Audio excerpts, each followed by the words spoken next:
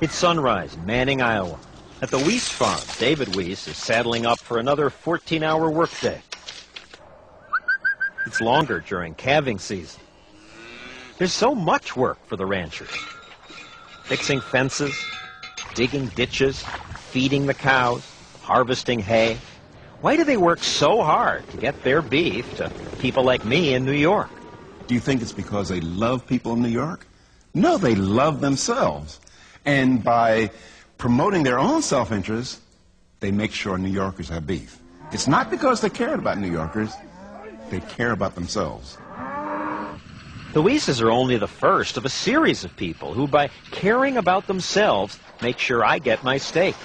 There's Virgil Rasanke, who delivers the propane that heats the cattle's water. They've got to drink water, and they can't drink frozen water. Wanda Nelson keeps the packing house clean. We'll make sure the plant is sanitized before we start production. Then there are the people who slaughter the cattle, who cut the beef, the people who make their knives, their overalls, their protective gear, and the people who make the plastic that seals the meat, and the machines that do the sealing, and the people who pack the meat in boxes, and the people who make the boxes and inspect the boxes. You gotta check the boxes and make sure they don't get bad boxes. Then there are the people who run the freezer facilities, the people who track orders by barcode, the people who make the barcode machines, and the truck driver, Randall Gilbert, who's hauling my steak to New York. Thousands of people have to work together to get the food to market. Are they doing all this for me? No, I don't think of it that way. No. I think about making boxes and money. Who's John Stossel? I'm no one to Virgil Rasanke. I never heard of him. Virgil and all these other people don't really care if some TV correspondent gets his steak, yet they cooperate to make it happen, motivated by self-interest. Is that greed? Well, the line isn't so clear. Ready? Remember the money grab experiment? Go. People got less by taking everything at once. Go. But eventually, people figure out they'll make more if they work together. But if we each take $1 at a given time, then There will never be it will more than never 10. empty the bowl. They're just as greedy, but now they're cooperating and making more. That's just how business works.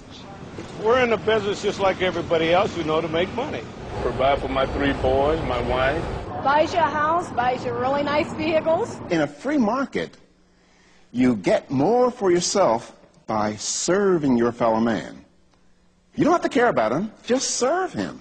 And ask yourself, how much would get done if it all depended on human love and kindness? I feel sorry for New Yorkers in terms of beef. If it all depended on human love and kindness, I doubt whether you would have 1 cow in New York. Probably right. Still, I don't like to admit that self-interest or greed is the motivator. And we certainly don't like to teach that to our kids. But what if we did?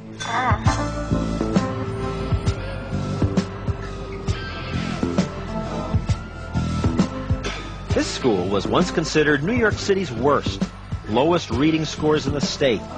Kids assaulted teachers more than once a week. One teacher's hair was set on fire. It was around then that Steve Mariotti left his import-export business to teach here. What's 40 plus 20? At first, he says, he was a horrible teacher. I lost control of my classes. A kid got me in a headlock, rubbing my head. In desperation, he asked the kids, "Why are you doing this to me?" One kid said, "We did it because we just can't stand you. You are boring." And I said, "Well, was there ever a time when I was a good teacher, when I touched you or taught you something that had any value?" And the same young man said, "The only time you really had value to me was when you told us about your import-export business and how you bring in ladies' shoes at $5 from Agra, India, add $1 on for insurance and freight, take it down to the Lower East Side and sell them for $7, and your income statement would be $126,000. Oh, he'd remembered all this from the beginning of the term? He remembered. And here was a guy that had been defined as brain damaged, emotionally upset. People were afraid of him. And he'd recreated, in total, a Harvard Business School income statement. Does anybody have any ideas for a small business that you could start right now as a kid? Mariotti changed his way of teaching. And you can trade with anybody in the room. Now, He started talking about making money, and suddenly the kids were different. when you hear people complaining, that's where the big money is. They're suddenly interested in learning? They're suddenly interested in learning, and they come to life in the classroom. His teaching changed lives. You found my gotcha jersey? In high school, Frank Alameda was floundering until he took Mariotti's course. He graduated and went on to open this sporting goods store. Now he employs 6 people from his old neighborhood. I'm probably the biggest thing that happened to my family because I got people looking up to me, people that I grew up with, just will pat me on my back, would say, Frank, keep it up. You're the only guy that got something going for you out here. That's $1, my friend. Howard Stubbs grew up in a poor section of the Bronx. Mariotti's course led him to rent a hot dog stand. Now he owns 5 and makes as much as $3,000 a week. You do get a lot of respect. You know, people look at you and say, wow, every day that guy, he's out there, he's making his money, he's doing his thing, you know. Will there be better days? Jimmy McNeil has a music business that makes more than $1 million a year. He says he has this because of what Steve Mariotti taught him in high school. Children that are born into poverty are fascinated by capitalism and by ownership and by markets. Visualize them from the top. We think of capitalism as something the privileged practice, but in some ways capitalism is the big equalizer. Money doesn't care if you're black or white or green. Have a good day. It's the people at the bottom who need capitalism most, who need the system in which everyone is free to trade and free to pursue money, because capitalism opens up opportunities to climb up that economic ladder. Somewhere along the lines, Bill Gates started off with 0.